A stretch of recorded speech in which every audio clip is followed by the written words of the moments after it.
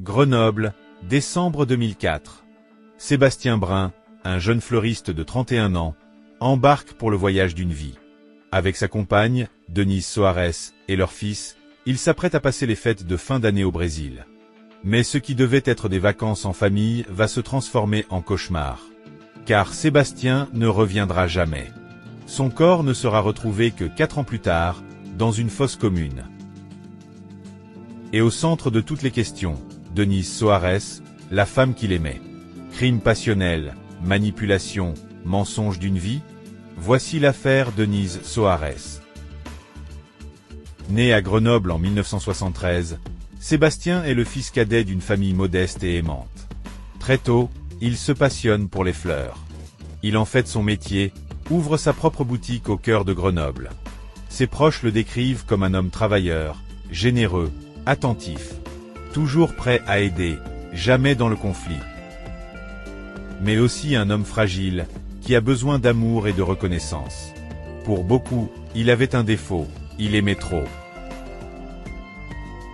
Denise Soares naît en 1975, au Brésil. Son enfance se déroule dans un contexte difficile, pauvreté, instabilité familiale. Très vite, elle rêve d'une vie meilleure. Sa vie allait s'arranger. Le rêve de Denise, comme beaucoup de Brésiliennes, c'était de faire sa vie en Europe pour améliorer son sort et aider sa famille. À l'adolescence, elle apprend à séduire, à convaincre. Ses proches la décrivent comme charismatique, belle, mais aussi calculatrice. Au début des années 2000, elle quitte le Brésil pour s'installer en France. À Grenoble, elle rencontre Sébastien. Pour lui, c'est un coup de foudre. Denise, avec son accent chantant, son sourire éclatant, séduit immédiatement ce fleuriste solitaire. Très vite, ils s'installent ensemble. Un enfant naît. Au départ, leur relation est passionnée.